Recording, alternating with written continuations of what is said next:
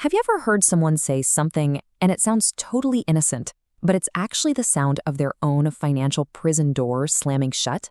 Well, today we're going to talk about the specific words, the vocabulary that is quietly bankrupting you before you even earn a single dollar. Yep, that's the one. Must be nice. It seems so harmless, right? But it's so much more than just a couple of words. It's a mindset. It's a defense mechanism. It's really a self-fulfilling prophecy of failure.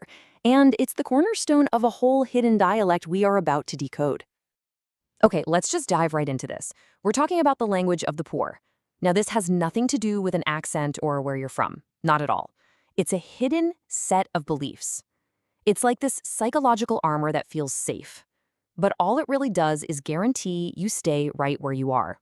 So today, we're pulling back the curtain on the phrases that are secretly sabotaging your future. First up, let's meet a character you have definitely encountered. And hey, maybe you've even seen this person in the mirror. We're going to call him the victim, and his favorite word is a total conversation killer. Every single time he sees a new business or someone making a bold move or just trying something ambitious, this is his reflex. It's immediate. That's impossible. But what is really being said here? See, this is not an objective assessment of the situation. It's a confession. He's really saying, I don't think I can do it, so I really don't want you to try. Because if you succeed, it will completely shatter my excuse for not trying myself. It's a preemptive strike to protect his own ego. And this just perfectly illustrates the strategy, right? If something is impossible, well, you have the perfect excuse not to even start. You get to skip that awkward, messy, that humiliation phase where you're clumsy and you have no idea what you're doing. It is the ultimate shield against the risk of failure. So it really comes down to a choice. A person playing this role is actively choosing the misery they know, that dead-end job, that stagnant life, because it's familiar. It's just more comfortable than the terrifying unknown path of actually trying to win. They're basically opting for fate as a sedative, while winners use faith as fuel.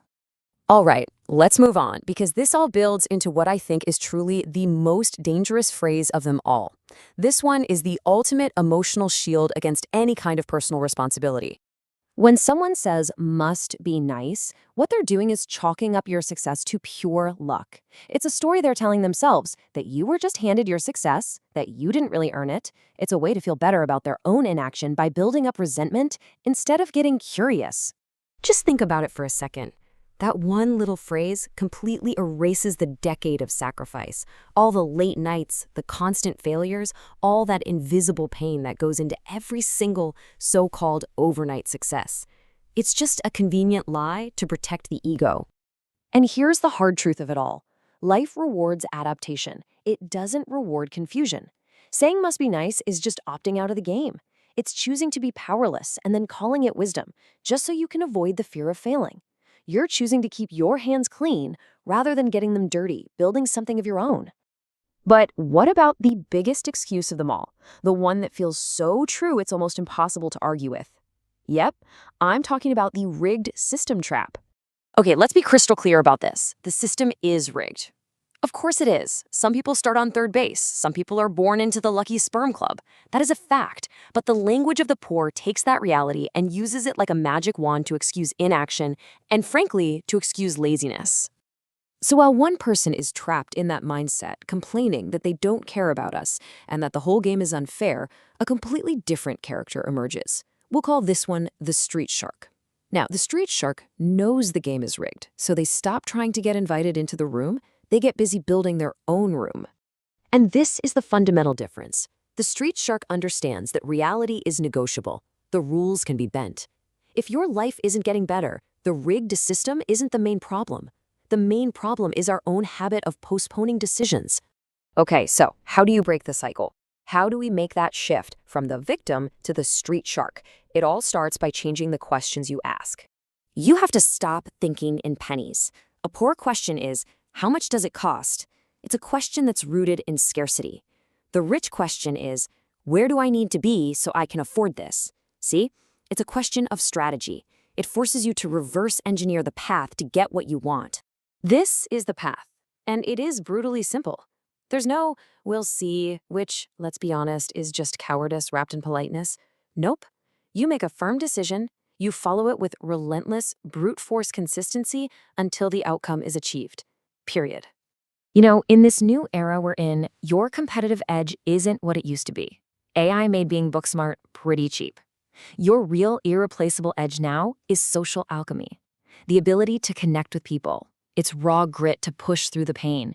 And it's the ability to negotiate solutions that an AI could never, ever be trained for. So it really all comes down to this.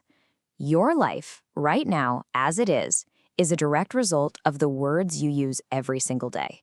Your vocabulary has built your reality. The choice is yours. You can keep your comfortable excuses, you can stay in your known misery, or you can decide, right here, right now, to stop sabotaging your entire future just for a few fleeting moments of emotional comfort. Make no mistake, the race is on.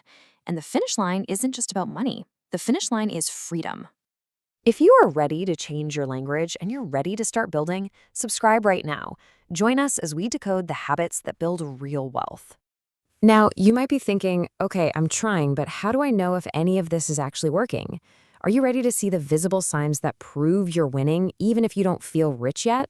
Then you have got to watch this next explainer. If you need help with your personal finances, you can find me at henryapp.com.